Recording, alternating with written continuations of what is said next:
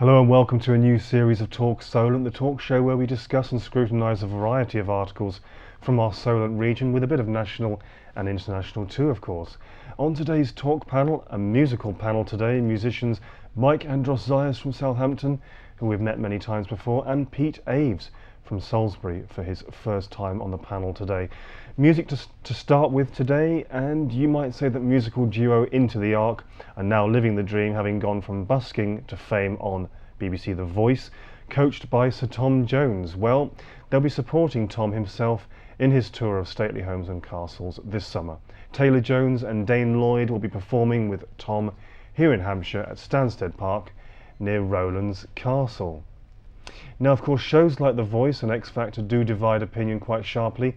Is The Voice any different from the XFactor, or are they all the same? I'm intrigued to hear what our panel's got to say about this one. Welcome, gentlemen. Hello. Hello. And especially to Pete, it's your first time on the panel and you've travelled to get here. And I've heard you're very outspoken. Well, and we'll opinionated. So that makes two of you. So it should be a great show as always. Now, first of all, Pete, are you a fan of The Voice and XFactor? How do you feel about those shows? Well, to be perfectly honest with you, I don't have a television. And right. I haven't had one since about 2001. So I've never seen The Voice or the XFactor. Having said that, they seem to be constantly in the news, so I've read about them. And in fact, I was talking to someone the other day who claims that people who appear in The Voice are not plucked off the street, but have actually had artist development prior to their appearance and so on and so forth. So I imagine the whole thing is a complete hoax. The thing that does concern me about both those programmes, and I may be wrong about this, you can correct me, I'm sure, the material seems to be exclusively cover versions of well-known songs, and I don't really see the point of that.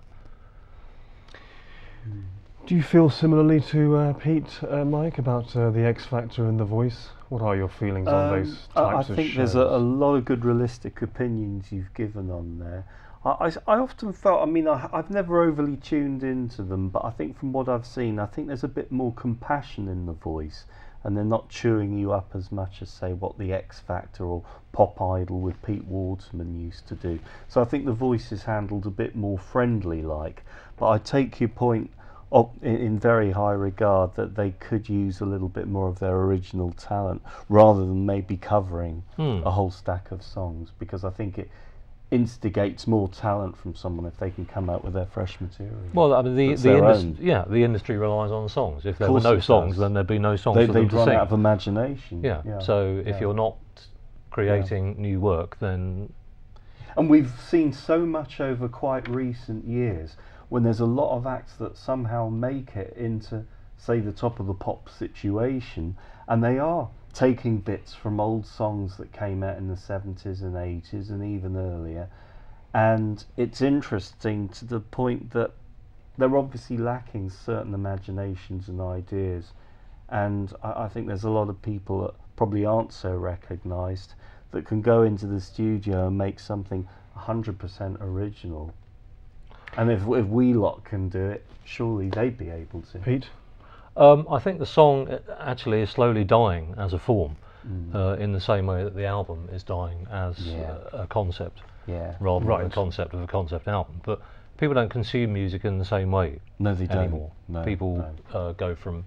Effectively what they do is they sort of replicate in their listening habits the way I used to make mixtapes, you know, back in the old days of putting together a variety of different tracks, different artists, different genres.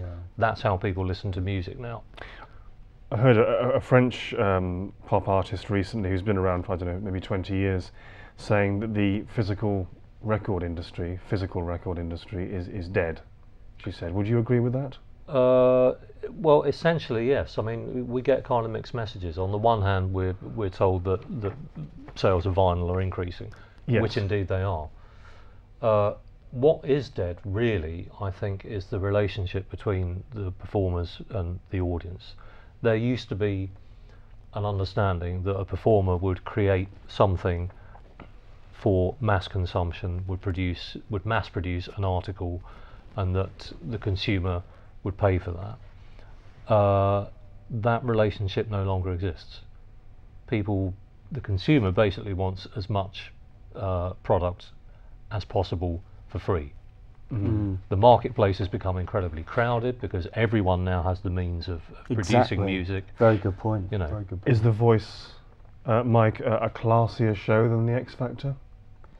It's hard to say, analyse-wise, but I think where Pete's just come from is a very interesting point, because we do have the technology now where obviously every Tom, Dick and Harry can go out there and create more or less what they like, when they like, and how they like. So again, I think that's a really interesting point you've hit on there. But I think overall that the very commercial, successful music, it's not as colourful and vibrant as, say, the mid to late 80s was. That's sadly a generation that has gone now.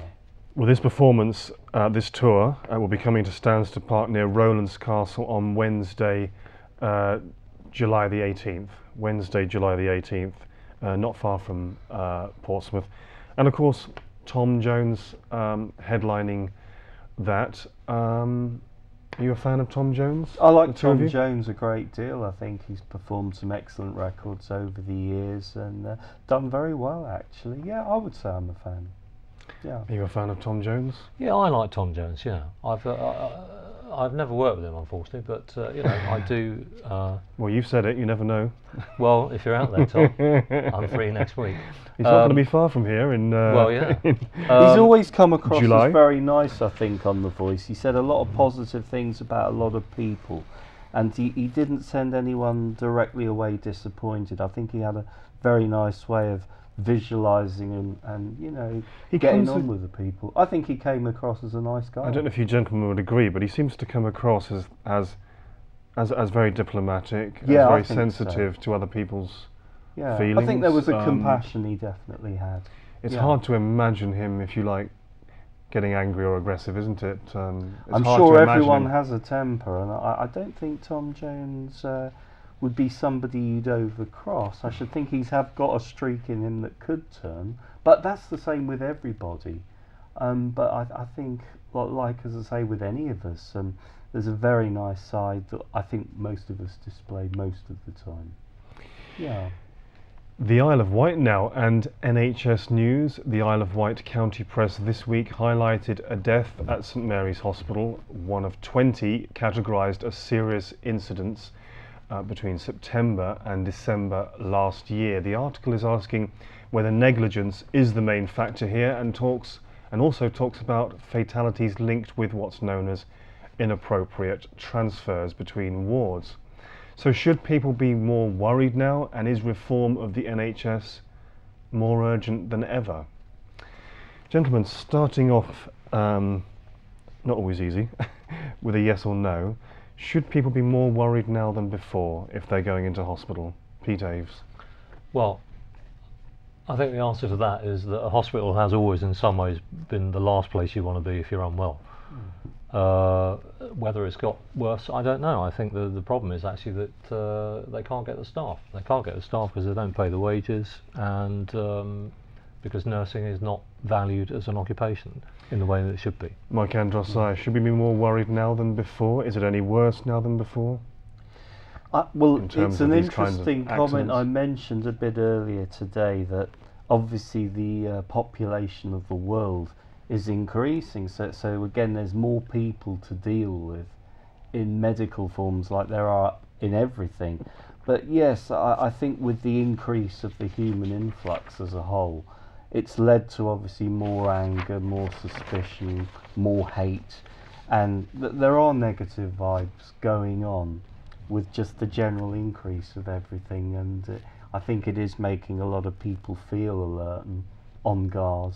Pete Aves, do you agree? Is it about too many people, overstretching of the services, overpopulation, those kinds of things for you? Well, I suppose you in sort of global terms, I'm sure population is an issue, but in terms of the NHS, you've got a lot of people who work very hard on the coalface of that service, you've also got an incredible strata of managers, middle managers, accountants, suppliers and so on and so forth, who perhaps don't contribute as much. Before we go to a break, it's amazing how quickly the time goes. The death that was one of 20 at the hospital classed as a serious incident just between September and December last year.